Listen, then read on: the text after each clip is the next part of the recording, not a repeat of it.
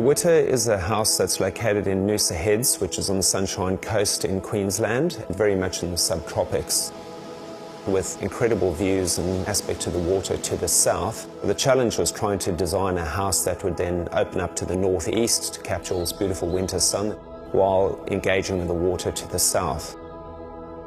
We've really tried to heighten the experience of living and being here every day through these quite deliberate experiences of skylight, window and courtyard. And there's just this sense upon arrival that there's this absolutely unadorned, unfettered, invisible connection between occupation of this land and the beautiful environment in the world outside. There's a lovely sense of open plan space dedicated to living, where you move inside and outside through these seamless thresholds so that one occupies all of these areas as a pavilion. And the outdoor space then has the ability to also close down with a series of screens which offers privacy to the canal on the south. That space in turn opens out to the north over the swimming pool with a lovely sense of garden. On the upper floor, that area is dedicated to the bedrooms. There's a series of kids' bedrooms that are all en-suited, a number of them facing out to the north. And then the parents and the guest bedroom are both on the southern side with views over the water. And that also then creates the zone separation that's articulated by the void in the middle of the space.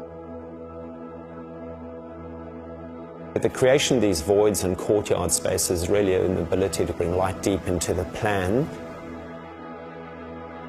And we've been able to capture an amazing sense of natural light through the use of skylights that talk more about almost open sky above you rather than just additional supplementary light.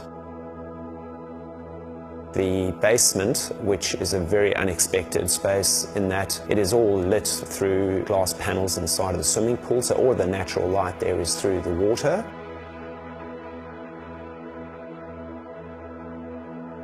What we've tried to do is look at materials that are natural, that talk to this natural environment. The charred timber, while not direct references to any one specific thing in Noosa, do talk about the texture of timber and even the idea of forest fires and natural forces that happen within the environment. There's nothing that compares with concrete in terms of the versatility of it. It can take on the form of anything we can really conceive of.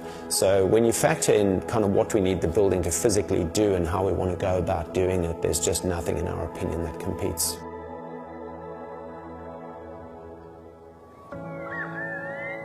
One of the things that we have been developing in our architecture for some time now is how we deal with the facades of buildings. We sort of tried to move away from a series of windows just punctuating a wall into the facade being seen as a homologous item in itself.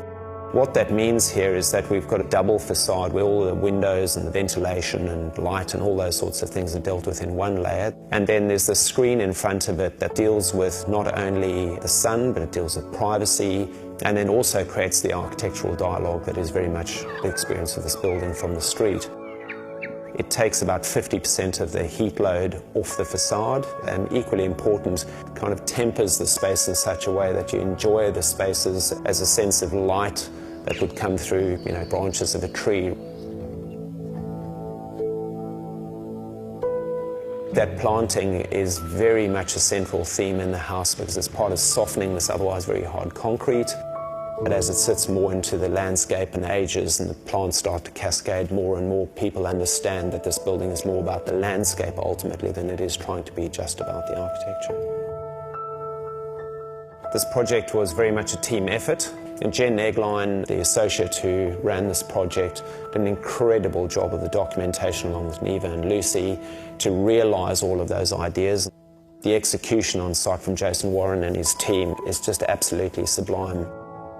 And Hong and Mark, who did the interiors and the landscaping in turn, then just built on that and added necessary layers to really finish off this house and create all the softness. To pay due credit to Craig and Ali, our clients, to say that they were extraordinarily trusting and giving, I think would be an understatement. I think ultimately great architecture is about balance. It's about sort of finding the ability for a person to sit on a couch but a group to sit out in a room. What it is about is creating a place for this family to be able to enjoy the best of being in this environment. And ultimately, architecture, landscape, interior, decor, art, they're just tools to facilitate that. Great architecture maybe does its best to try and curate all of those things to offer that experience in a way that is memorable and, wonderful.